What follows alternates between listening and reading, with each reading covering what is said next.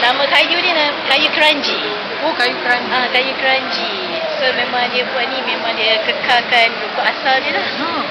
Tapi memang sedap pegang di tangan. Ya. Botol ni sedap. Okey tu.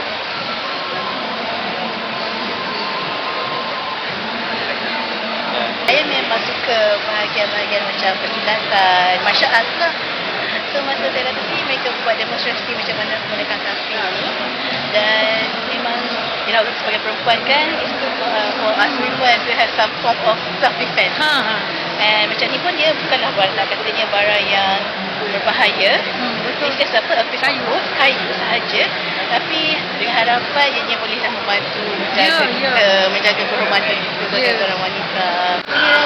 Look dia, kira taklah terlalu sukar. So kayaknya insyaAllah semua orang boleh belajar. Dan saya sangat adu-adukanlah kepada setiap wanita untuk belajar some form of self-defense. Betul.